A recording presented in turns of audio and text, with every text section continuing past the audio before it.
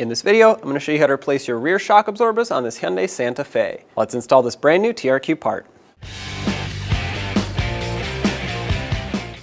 Now with a 21mm socket, remove all 5 of your lug nuts and then pull the wheel off.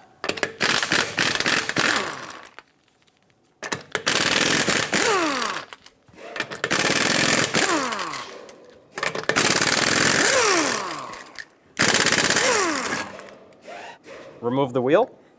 Now to remove this shock, I'm going to start at the top and I will pull this 17mm mounting nut off first. Then we also have to remove this bracket. So we're going to do this first. With this off, the rear shock is not going to come off until we pull these two 17mm bolts off, but there's also a mounting nut. It looks kind of like this one up here, right in this area. You can pull the fender liner out, or you could just pry it out and reach in with a ratchet, which is what I'm going to do. Okay, I got my ratchet on it. There we go.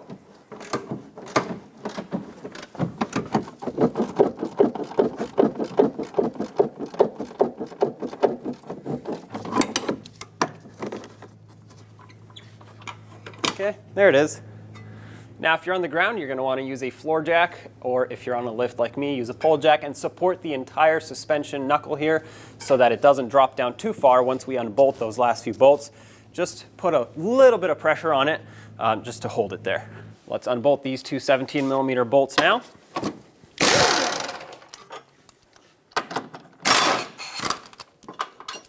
Okay, this bracket should be able to come off at this point. Perfect. Now you need a 24mm socket to remove this huge stud that goes through the top of the shock.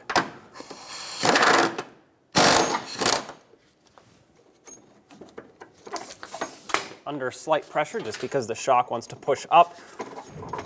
Hold this in place, unthread it. There it is. Remove this shield here by removing the 10mm bolt that holds it onto the shock. A lot of times these rust in place, so make sure you don't break it. If you do, get a new bolt. Now use a 19mm socket and remove this mounting nut. Remove these two washers as well. At the top, if it's stuck, give it a light bonk with a rubber mallet.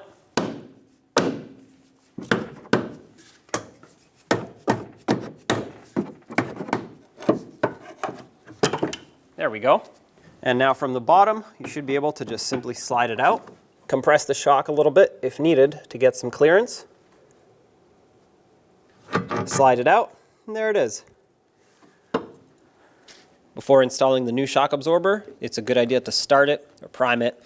And to do that, you just have to compress it several times, 3 to 5 times, all the way down and let it come all the way back up by itself. This mixes everything inside and gets it ready to go. If you don't do this, you could hear some clunking over bumps as you drive for the first couple 100 miles before everything gets properly activated, since this basically sat since it was made.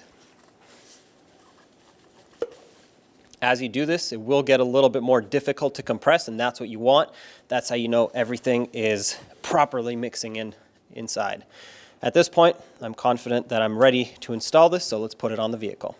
Apply some anti-seize where the shock absorber mounts so it doesn't get stuck in the future. Avoid the ends of the threads here. You can put it over here, but not where the mounting nut goes.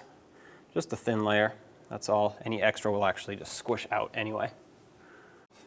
Also, I'm going to go on the inside of this little cup here. That's where it mounts on the top, and this is what it was stuck on earlier. So to prevent it being stuck in the future, hopefully, or at least lessen the amount that it gets stuck, put some anti-seize. Slide the shock absorber up and over this bottom stud. Once again, if you have to compress it to get some clearance, go ahead. This slid in all the way. I'm going to line it up at the top as well while I'm at it. Slide the shock absorber in, make sure this bracket faces in the correct direction. Compress the shock if needed to get some extra clearance down here. Once that's in, put it on the top. Install your washers. Don't forget about the lock washer here. This is what locks the mounting nut in place. Thread this on, and let's bottom it out. Then of course we'll torque it, snug it.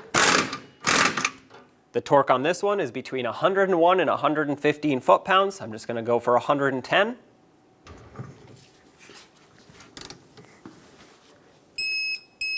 That's it right there. Install this shield.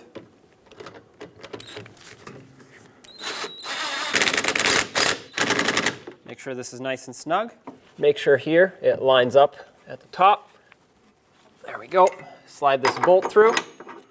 If it doesn't thread on properly, it's probably because the shock is actually sitting at an angle. So you want to make sure you straighten it out before you go in with the bolt, otherwise it will cross thread. What I'm going to do is take a rubber mallet and tap that on.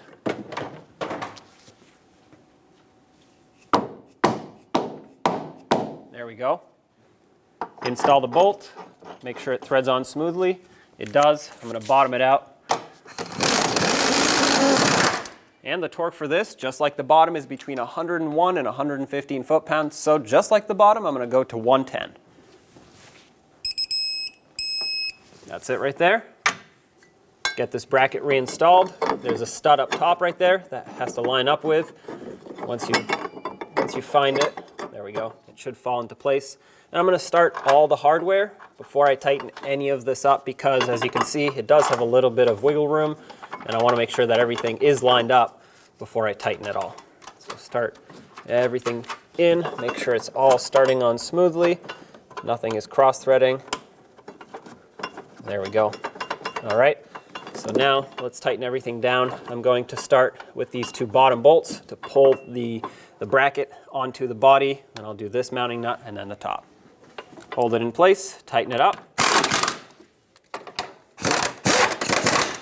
I'm going to come back and torque all of it, but I'm going to snug it all up first.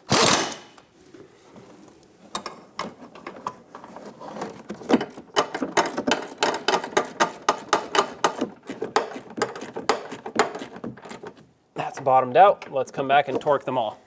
The torque on all of these is between 65 and 79 foot-pounds. I'm going to go for 75 because it's within the range. I'm going to start with this top one first, that way I get it out of the way.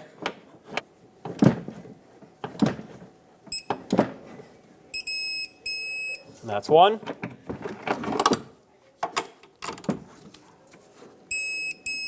That's torqued. 3.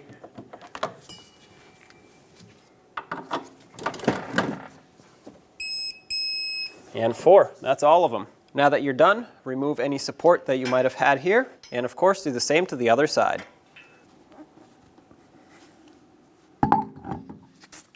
Install the wheel. Thread on all 5 of your lug nuts by hand. We'll bottom them out in a cross pattern, and then also in a cross pattern, you're going to want to torque these between 65 and 80 foot-pounds. I'm just going to go for 80. That way they're nice and tight and it's still within spec. So let's snug them up in a cross pattern.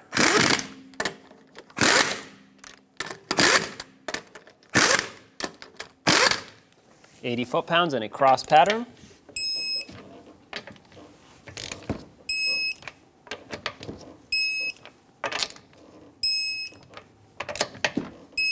Double check them.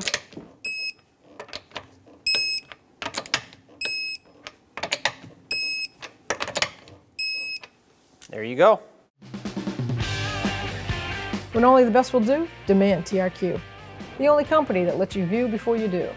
TRQ is committed to offering the highest quality aftermarket auto parts that are engineered for peace of mind. Thanks for using and viewing with TRQ.